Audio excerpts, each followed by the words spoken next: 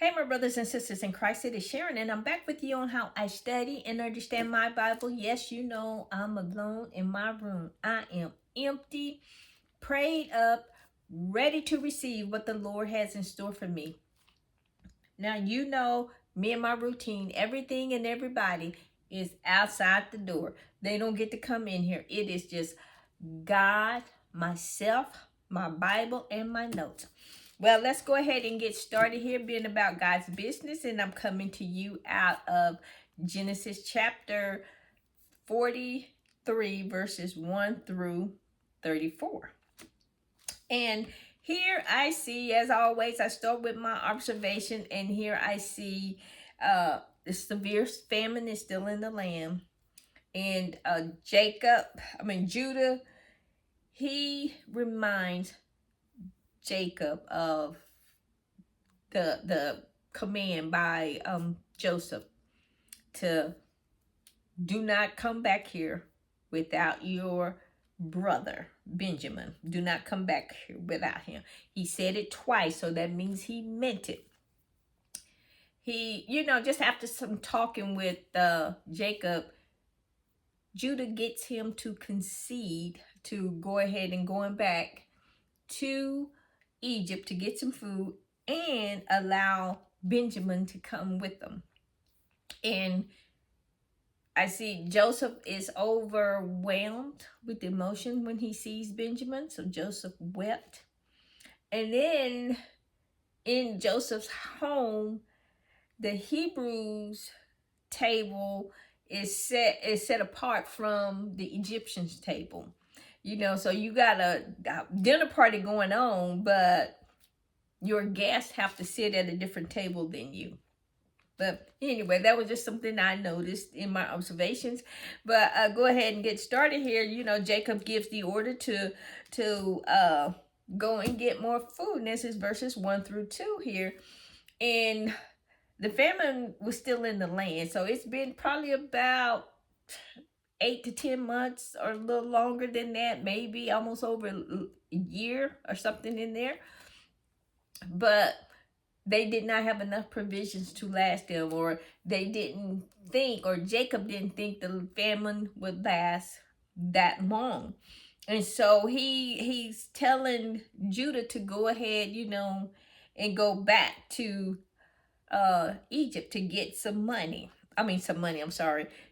food, to buy some food.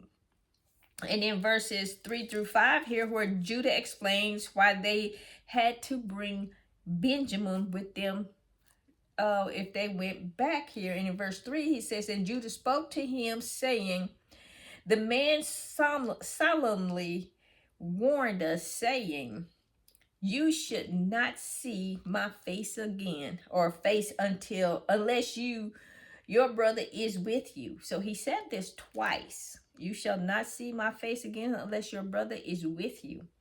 And so that meant he really meant that. And Judah was stressing that to Jacob, not to send us down there basically empty-handed with no Benjamin there. And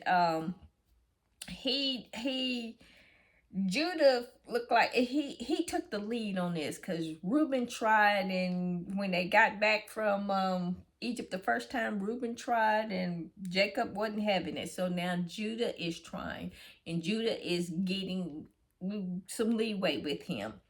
And so then on to verses 6 through 7, where Jacob complains, and and the brothers defend what they told the Egyptians. See, he was complaining about, why did you even tell them about me or Benjamin, And the brothers was like, well, how would we to know that it would come to this? We didn't know. We were being honest with the man, because he was harsh with them, dealing harsh with them. He is second in command over all of Egypt. So he said, we told the man what he wanted to know. And that's what we did. And said, well, we were honest men. And so moving on to verses 8 through 10 here, Judah convinces his father to let him go to Egypt with Benjamin. And, he was just saying, send the boy with me. I will go. And he said that, we go, I'm gonna take care of him. I promise you, I would do this. And Judah was saying he would make himself a surety. In verse 9, it says, I myself will be surety for him, his down payment or his collateral for him. And from my hands you shall require of him. If I do not bring him back to you and set him before you, then let me bear the blame forever. So he's saying, this is me. Judah is stepping up and taking responsibility is what he is doing here. And that's to secure not only the life of Benjamin, but the life of all the tribe. There's 11 sons there, so, and their families. And he's securing that for them, going back there and getting food from Joseph. And they had no idea how Joseph was going to deal with them. And then verses 11 through 14, where Jacob sends them with the money and the gifts and things. So, Jacob, him facing this crisis before with his brother Esau in chapters 32 and 33, where he sent lavish gifts and stuff before by his servants before he even met Esau. So he's doing the same thing with Joseph, unknowing that the governor over Egypt is Joseph. So he was trying to appease Joseph with the lavish gifts and stuff, and he told him to take double money. The 20, I think it was 20 units of silver is what he told them to take. And what the commentators was pointing out with this is that they took the double money in their hands and they arose and went on to Egypt. But what the commentators were saying, okay, double money means, okay, the money, pay them back the money that they initially paid, and then Joseph had it put back in their sack. So he's like, okay, you're gonna pay for the food we had, and you're gonna pay again for the food that we will receive. So each man, which would be 11 sons, because Simeon is still there, so Benjamin would be that 11th son. Both of them had 20 units of money or 20 pieces of silver in their bags. So each person had 2 bags. And so basically they was paying Joseph back double of what they sold him for, because they sold him for 20 pieces of silver. And so each bag holding 20 pieces of silver, so that he got back double for each one of them. And so I was like, yep, God has a sense of humor, and getting it all worked out. Not that Joseph needed it. But moving on to verses 15 through 22, where Joseph invites his brother to dinner. So they make it back to Egypt. And they go through the same stuff. They need to purchase food, buy food, and Joseph gives the order to his steward to have them to come to my home. And he said, in verse 16, he said, when Joseph saw Benjamin with them, he said to the steward of his house, take these men to my home and slaughter an animal and make ready, for these men will dine with me at noon. So, they kind of went on a point, on edge, be alert, his brothers did, because, this was something unexpected. And so they followed the guys to Joseph's house. Joseph went on and took care of some more business there, but they spoke with that mediator, there, or his steward, and they told that person what happened. We was here before, we purchased some food, we got home, and we saw this money had put back in our bags. And so that's why we brought the double back, and then all the extra stuff that Jacob sent with them. And the steward was like, "You'll be fine. You'll be just fine. You don't have to be afraid.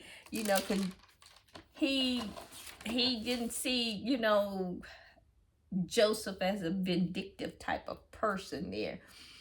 And so that steward, he just assured them, hey, you're going to be fine. It'll be all right. In verse 21, it says, but it happened when we came to the encampment of the open our sacks, and there each man's money was in the mouth of his sacks, and our money is in full weight. So we have brought it back in our own hand. And verse 22 said, and we have brought down other money in our own hands to buy food, and we do not know who put our money in our sacks. And then verse 23 through 25 here, his brother, they have explained what had happened. In verse 23 here says, the steward is saying, peace be with you. Do not be afraid. Your God and the God of your fathers has given you treasure in your sacks, and I had your money. Then he brought Simeon out of prison. So he would just tell him, it's all good. Don't worry about it. God has already worked it out. And he'd already worked that out for good, with them. In verses 26 through 31, this is the lunch that Joseph, had prepared for them. And in verse 26, you see where when Joseph's coming to the room, his brothers come and bows down to him, and they bowed before him. And you saw that in Genesis 37, 8 through 11, and then 19 through 20. So they are bowing down to Joseph, just as Joseph's dream had prophesied to them that they would do. And so, when Joseph saw Benjamin, he was moved by that. He was, emotionally moved. So he excused himself from the room and told his servants to prepare the bread, go ahead and serve the bread, while he went and got himself together, And so then in verses 32 through 34, it's called the caste system there in Egypt, where the Egyptians did not eat at the same table with the Hebrews, because Hebrews ate food that was abomination to the Egyptians, or the Egyptians, they used those type of foods was used to give to their gods, so you don't have no Hebrews eating, or you wouldn't eat the food that would be offered to the idols that they worshipped at that time. And so, they set up the room as it should be, And verse 32 here, this is just explaining what I was just saying. So that they set him a place by himself. That's Joseph. He had sit by himself, and them by themselves, his brothers, and the Egyptians who ate with him by themselves, because the Egyptians could not eat food with the Hebrews, for that was an abomination for the Egyptians. So, that was a no-no. And the brothers, they set according to in birth order, from Reuben all the way down to Benjamin. They said in their birth order there to eat the food. And so Joseph giving them another test. He gave Benjamin, it says, 5 times more than what his brothers had. Let's see. Yeah, it was 5. Benjamin's serving was 5 times as much as his brothers. And Joseph did that on purpose to see, continuing testing his brothers to see if they would pass the test. And apparently, I guess they did pass the test, because there was no side-eyed look and no grumbling and complaining underneath their breath as they did with Joseph when he was growing up. But Joseph was still being cautious. So he was still testing them, even though they didn't even know they were being tested. But apparently they were passing the test with flying colors. And so, but This will end my Bible study for Genesis chapter 43. As always, it's a blessing to get to share God's word with you. You be blessed, be safe, and remember to hit the like and subscribe button. Have a blessed and wonderful day. Bye.